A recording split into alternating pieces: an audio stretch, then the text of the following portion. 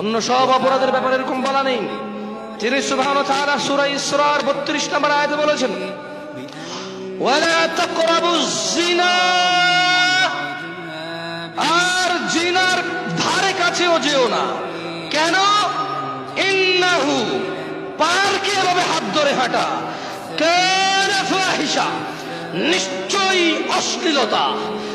ইন্নাহু, নিশ্চয় রেল লাইনে ছেলে মেয়ে হাত ধরে কবিতা বলে বলে গান গেয়ে গেয়ে হাঁটা, কানা ফাহিশা, নিশ্চয়ই অশ্লীলতা।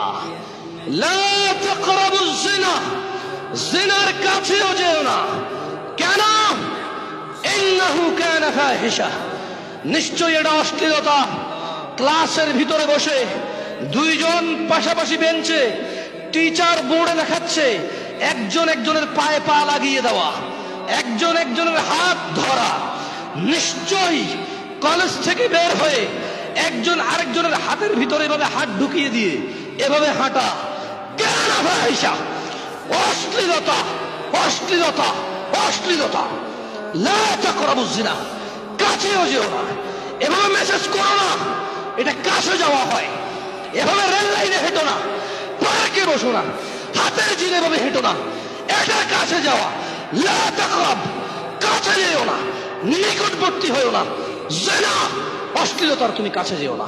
ইন্নাহু কানা ফাহিশা, নিশ্চয়ই এটা অশ্লীল। ওয়া সাআ সাবিলা, এবং নিকৃষ্ট আচরণ, বর্বর আচরণ, নোংরা আচরণ, বন্য আচরণ। কাছেও যেও না। কাছে যাওয়াটাই নিকৃষ্টতা, কাছে যাওয়াটাই অশ্লীলতা। মেসেজ করা, চিঠি লেখা, হাত ধরা, চোখ টিপ দেওয়া, রাস্তায় হাঁটা, পার্কে বসা, রেল লাইনে চলা, একসাথে দেখা করতে, কফি হাউসে যাওয়া, চায়ের দোকানে যাওয়া, ফুচকা দোকানে যাওয়া, কাছে যাওয়াটাই অশ্লীলতা। ওয়া সাআ সাবিলা, এবং নিকৃষ্ট বর্বরতা। যেও না, যেও না। তোমাদের রব বলেছে রহমানের বান্দারা জেনা করে না। যেও না, যেও না।